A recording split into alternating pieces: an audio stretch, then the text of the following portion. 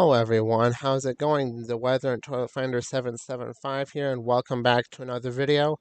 And today I'm going to be talking about the likely winter storm now that's supposed to impact the plains and with growing uncertainty into the mid-Atlantic. Before I get into this, I'd like to ask you I highly recommend you do consider subscribing if you do like this kind of content. And real quick, I'm going to pull up my analytics.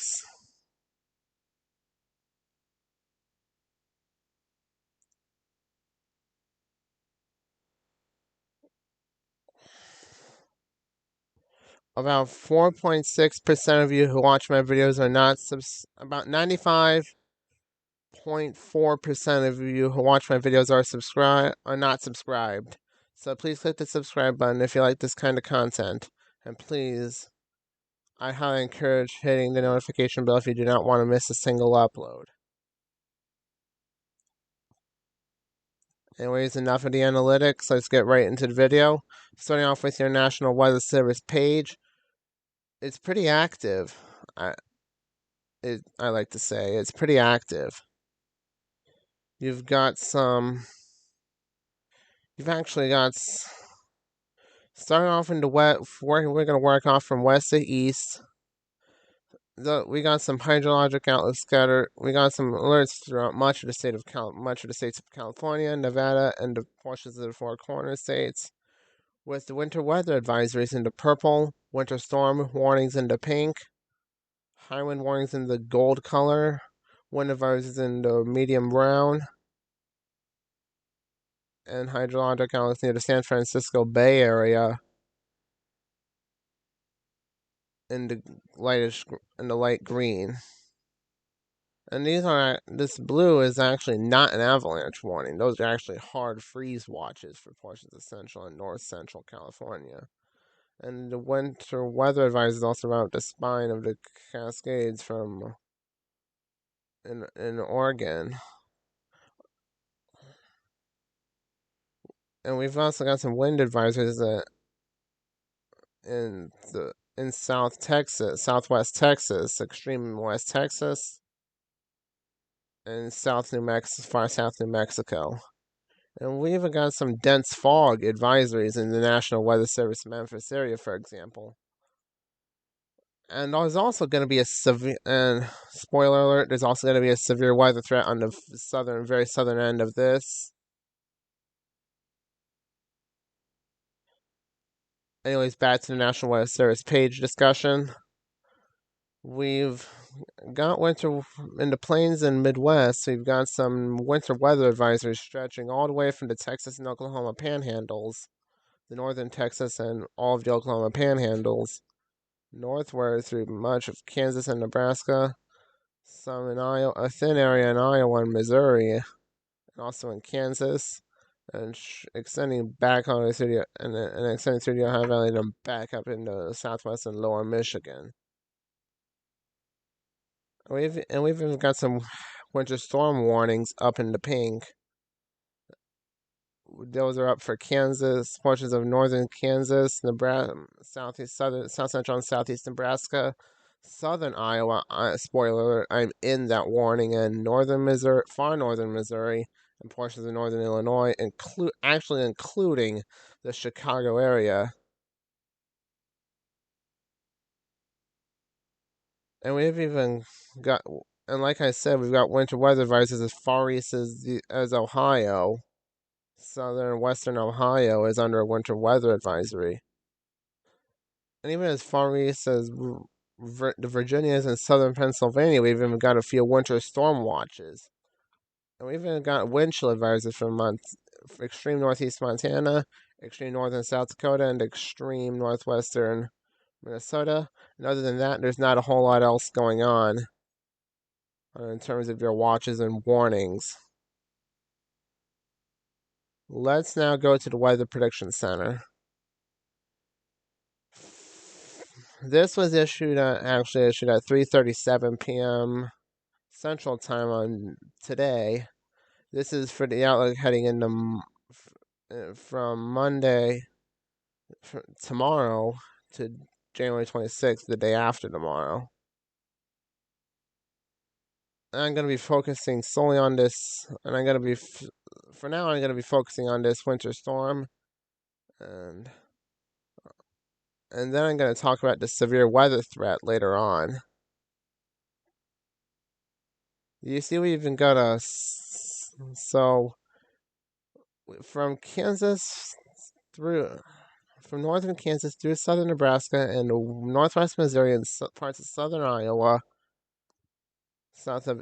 roughly south of Interstate 80, we have a high, at least 70% risk of at least 4 inches of snow. All the way up to Highway 30, roughly US Highway 30 in Iowa, we've got a 40% chance that snow, a 40% or moderate chance that snow totals will exceed 4 inches. Now to the Illinois-Wisconsin state line,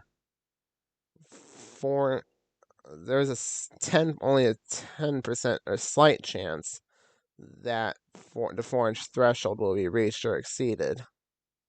Snowfall 8 inches plus, we have a slight risk for that, slight to moderate risk for that across much of southern Iowa, with a high risk for even for the far southwest of snowfall totals exceeding 8 inches. Snowfall totals exceeding a foot are possible, especially across southwestern Iowa and northern Kansas, with the bullseye in southeast Nebraska. And there may also be an ice threat with this storm, especially from a very slight ice threat from northeast Kansas all the way into western Ohio, in that elongated hot dog shaped area. And a moderate risk, very small speck of moderate risk in north central Missouri of ice exceeding a quarter of an inch. You can see this continues into Tuesday with a slight to moderate risk of 4 inches plus across Iowa, most of the area from Iowa into Michigan.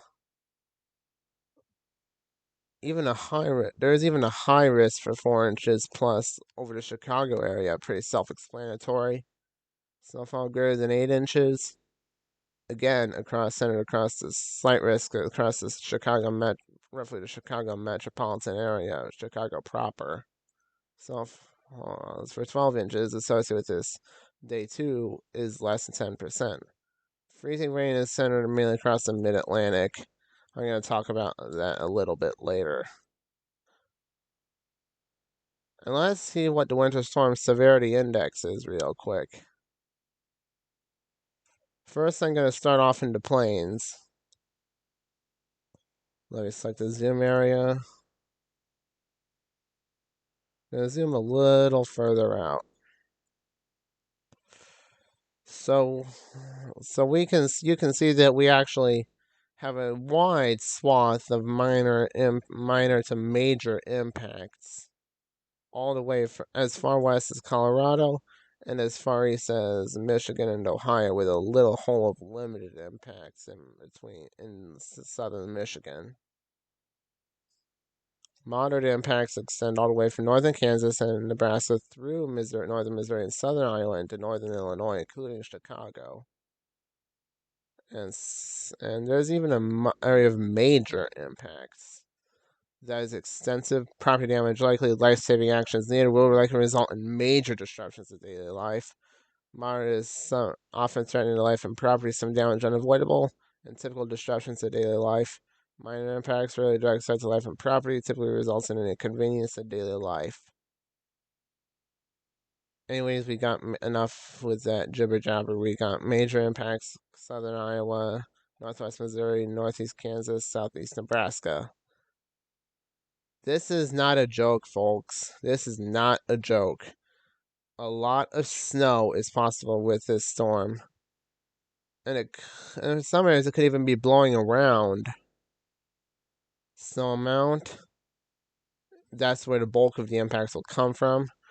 With some impacts in southern Iowa and southeast Nebraska, in the same general area described for snow load, ice accumulation is mainly in Missouri, south of the snow zone.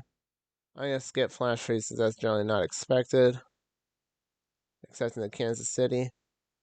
Proper blowing snow is also possible, especially in the south part of the state, southern half of Iowa and northwest Illinois, southwestward into Kansas and Nebraska.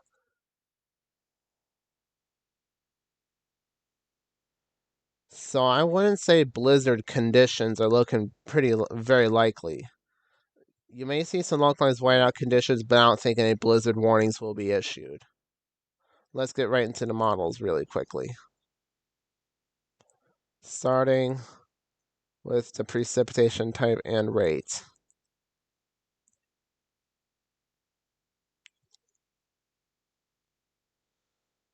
And this is the ECMWF high-res model. I'm looking at this because it's regarded to be a pretty accurate model, weather model. I like to call it the European model, weather model. Anyways, enough of that. 18 hours out, we're not seeing much of anything going on for the plains or the Midwest, except for, again, that thunderstorm threat. Except for, again, that thunderstorm threat across the southern U.S., Oklahoma, mainly around Oklahoma, this area, from Texas into Arkansas, even as far north as Missouri, where you can still see some pretty decent rain totals.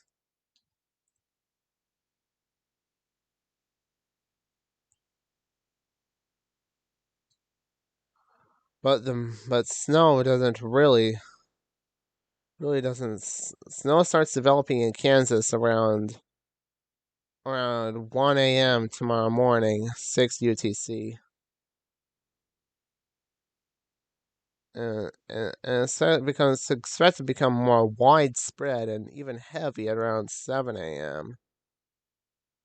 With some light snow also developing in Iowa and Missouri.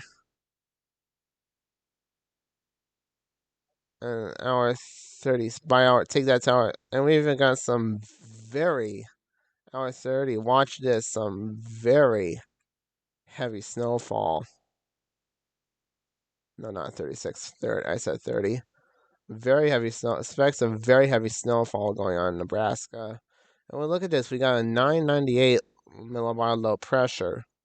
And these isobars are also looking tightly packed. Again, I don't think blizzard conditions are looking too likely at this time. And the snow even continues a little well into Tuesday and when it starts tapering off in coverage and intensity.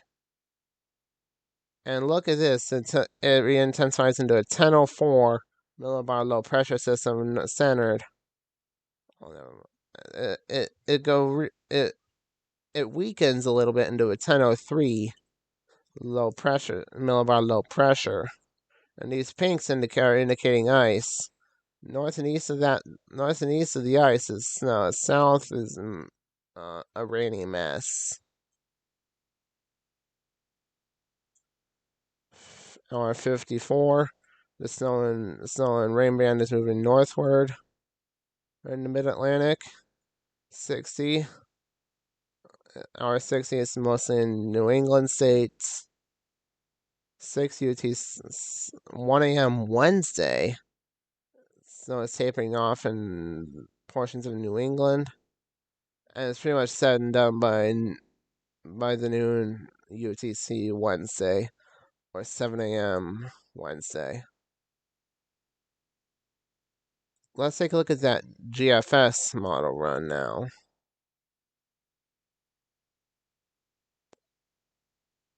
And this indexes data 3 hours up in every 3 hours until day 10 now. And the GFS is showing somewhat of a similar story.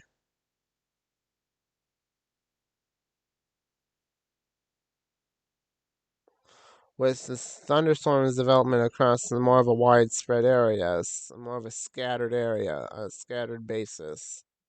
Again, there's a localized severe, at least some threat for localized severe weather. And snow doesn't start developing The GFS is patchy snow and ice developing around the same time as the European in the same general area, only like the thunderstorms in the south on a scattered nature.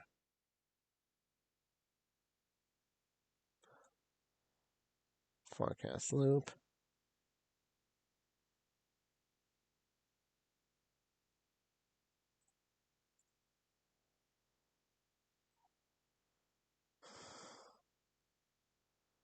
Yeah, sorry for that brief moment of silence there. And also, uh, the snow doesn't really start becoming more widespread until it. Oh, come on! I'm on the wrong model run. I was on 12Z. I was supposed to be on 18Z. I deeply apologize for that. So we got some areas as of the latest model run for the GFS 18Z. We've still got some scattered rain, showers, and thunder, even embedded thunderstorms developing in Texas, Oklahoma, and Arkansas, becoming more widespread in southern Missouri, south of that 546 line. And snow doesn't really start developing until 6 UTC. 6 UTC, yep. In Kansas and Nebraska on a scattered basis. On the backside of these thunderstorms, ice, and in between the snow, ice is starting to develop, which could be a potentially concerning factor going on later in the day tomorrow. And on the backside of the ice, snow is even looking likely. Take this to about hour 21, and then you're still seeing very heavy snow for Nebraska and Kansas. And by 18 UTC, it even spreads into Iowa. And does not become widespread in Iowa until 21 UTC. And especially until 0 UTC. And look at those isobars. They're tightly packed. 998 millibar low pressure system. And it's even stronger. 996 at 21 UTC. 998. And it weakens a little bit as the snow starts to taper off a little. As never mind, as the snow continues, the low pressure weakens. And we even got a thin band of ice, freezing rain, stretching from Missouri to Indiana. Northern Illinois and Iowa, and parts of Michigan, you will be seeing mostly snow for this storm. Starting to taper off at around 8 Tuesday afternoon, west of the Mississippi River, but east of there, you can still see some snow showers or flurries linger.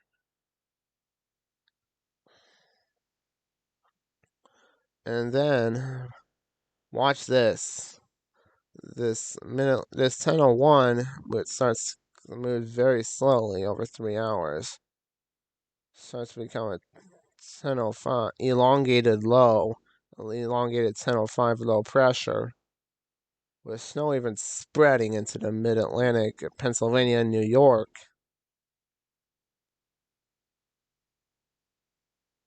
And take this out of the way to and it's even continuing to spread into Vermont and New Hampshire, even Connecticut and Rhode Island and Massachusetts.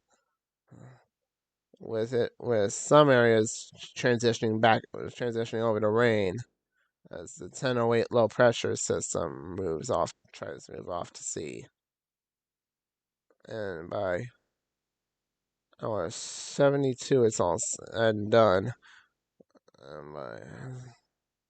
But then we got a little bit of a southern slider. I'm not going to be talking about that in this video because I likely don't have time. Now let's take a look at how the Canadian GDPS handles this storm. We got some widespread rain developing from Texas, Oklahoma, Kansas, and to northern Louisiana, Arkansas, and southwestern Missouri. And snow starts moving into Kansas around the same general time as the European and the GFS show it developing. And starts becoming more widespread in Kansas and Nebraska at around 12 UTC. And there's even a thin area of sleet of pink is freezing of pink and purple. Pink is freezing rain and the purple is sleet. Yeah, so I wouldn't be surprised to even see some sleet showers, a thin area of sleet showers in Kansas before it transitions all over to snow, if it does, which will most likely will for parts of those areas. And snow doesn't even start spreading into Iowa or Illinois until the afternoon hours of Monday. 998 millibar, 995. The Canadian has it stronger than any of the previous weather models I looked at. 998, very heavy, and then at 0 midnight UTC Tuesday, you can see moderate to pretty heavy snow going on across parts of Iowa, Nebraska, and even some light to moderate apparently going into Illinois. But Chicago, I'm gonna show the snowfall amounts in some time. And then at the Mid-Atlantic side of this, sorry if this video is taking so long, I have a lot of stuff to go over. And then precipitation doesn't even move to the Mid-Atlantic until 18 UTC Monday, the same time that heavy snow starts moving into Iowa. But that must be the southern slider that some direct weather was talking about. I'm trying to talk about earlier. And then winter precipitation starts moving into Pennsylvania at noon UTC Tuesday, 7 a.m. Central Time. Your time zone might be different. 18 UTC. So that's around 1 p.m., I like to say. And precipitation starts moving into Pennsylvania, and especially Pennsylvania, New York, and New Jersey. And then it starts to transit, and then it washes away. Southern Pennsylvania transitions back over to rain as the precipitation moves northeastward. Continues moving northeast, and the low even starts moving off to sea earlier at 12Z. Earlier or later, I don't remember. And we had some light snow and rain lingering for parts of the northeast. And it's all said and done by 18 UTC or hour 78. Let's take a look at the snowfall amounts and then we'll discuss. Don't worry, those of you in Texas and Oklahoma, you will not be left out. Even though this video is getting long, I'm going to talk about your severe weather threat.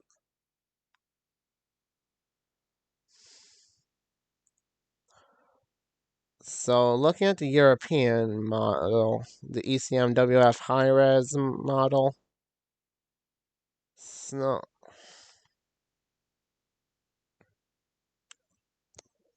So, this is by 18 UTC on Tuesday, hour 54. And you can see snow accumulations are generally pretty moderate to heavy, at least advisory worthy. Advisory worthy in some areas. At least 3 in Kansas. You're looking to see at least. You're looking to see everyone in this heavy band area, every purple area. If you're in the grays, it's about to dusting, if anything. If you're in the blues, if you're in the blue areas, you're expecting 1 to 3 inches of snow. In the darker blues, you're expecting 3 to 5 inches of snow. In the blue or gray areas, you're expecting 5 to 6 inches of snow. In the light purples, 6 inches. Lighter purple, 6 to 8 inches of snow. Medium purple, 8 to 10. And darker purples 10 to 12, and we have some localized crimson shades in Nebraska. That's 12 inches plus, according to the European model. It doesn't show any of that in Iowa. Now let's fast forward a day, or 24 hours, I should say. And by midnight Thursday, the Mid-Atlantic also starts to see snow out of this solar system, but only around a few inches. This one locally is 5 inches, possibly near the lake. I'm closing tabs as I'm going through the video.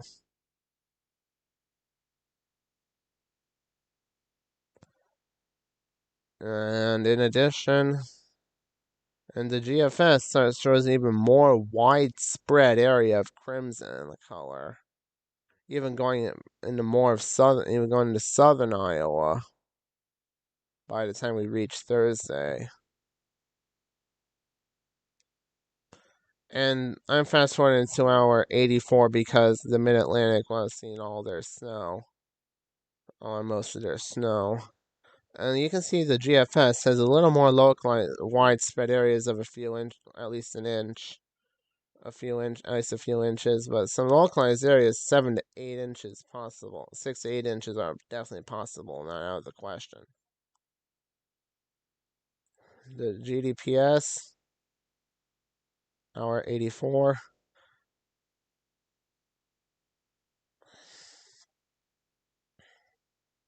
First, I'm going to take a look at the Midwest.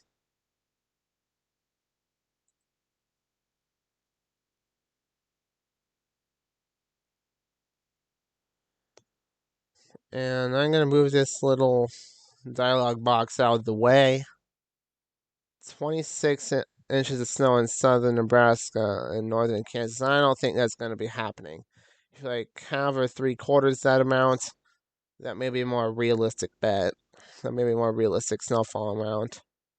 But if I decide pick a model, decide what, it'd probably be somewhere between the European and the GFS.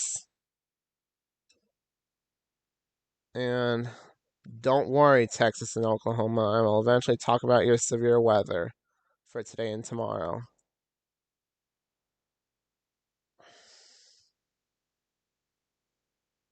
And the wind gusts, this is windy.com. I haven't used this site in a while. It's a very good site to use.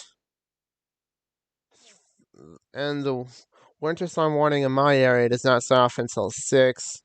I'm going to start the wind speed run at midnight.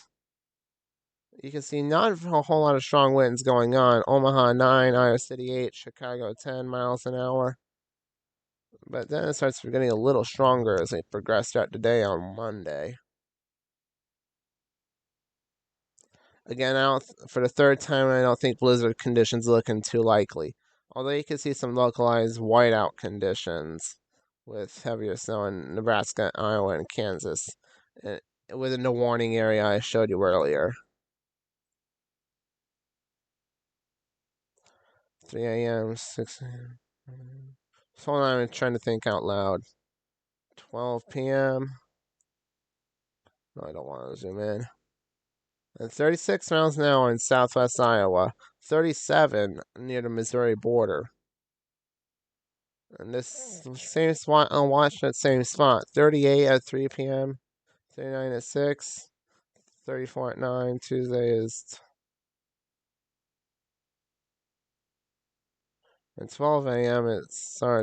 Gust starts subsiding.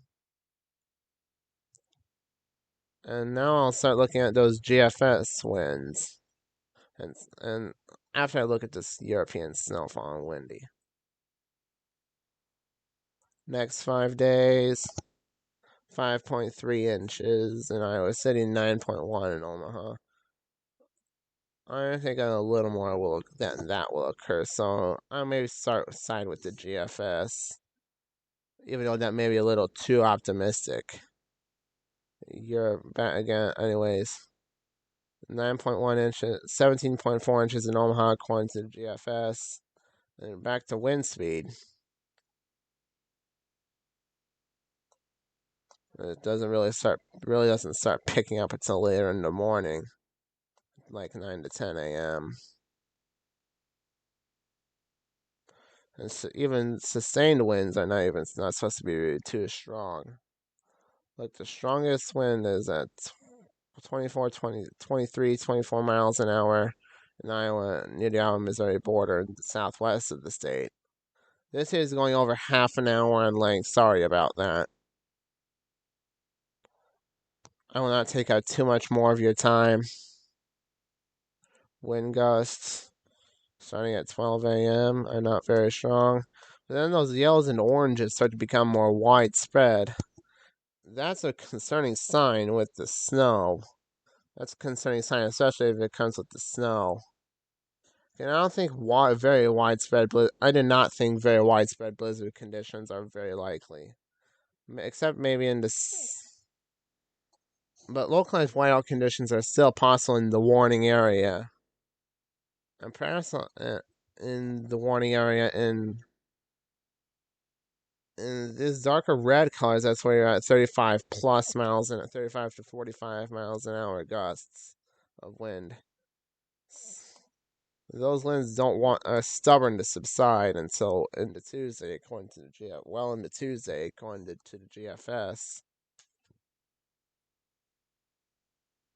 No, and the NAM, I'm gonna show only its snowfall over the next 60 hours. There's a pretty generous band of decent snowfall, widespread band of snowfall amounts from Kansas into Iowa, tapering off as you head eastward, head north and northeastward, east northeastward. GFS over the next 5 days.